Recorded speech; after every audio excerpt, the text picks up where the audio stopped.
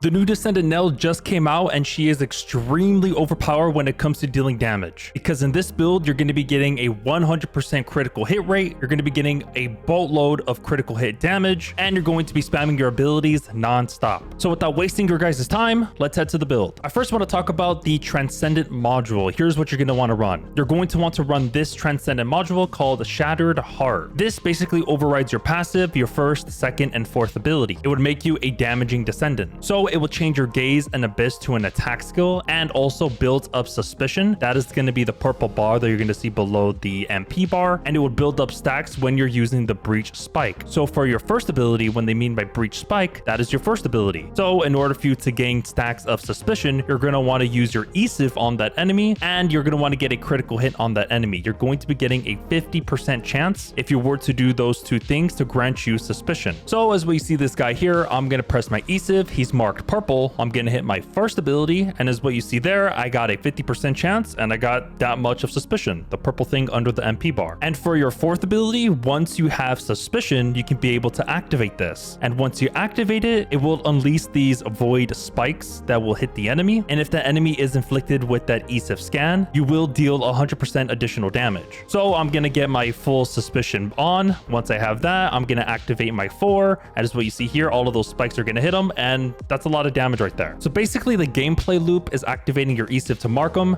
hit your first ability to fill up your Suspicion. Once it is full, activate your fourth ability, and bada bing bada boom, rinse and repeat. For your second ability, it is now called Breach Link. It will create a pool, and if enemies were to go inside of it, they will get a debuff, and it would further weaken them. If you were to activate this ability again, you will create an explosion that will deal damage to enemies within the pool, and it would also refund a portion of your cooldown. So I'm going to activate my second ability. As what you see there, this is the pool, and it will deal damage over time. And then you see the timer on my second ability. I'm gonna hit it, and it created a little explosion, and then I got my second ability back. The second ability ties to your third ability, which is called Gravitic Reversal. In order for you to activate this third ability, you're going to want to activate your second ability. But first, for this ability, all it would do is that it would pull enemies into a specific area within the pool of this ability. So it's basically like Lepic when he tosses his grenade to pull enemies in a certain direction. So you see how I can't activate my third ability. I'm going to activate my second ability to create that pool.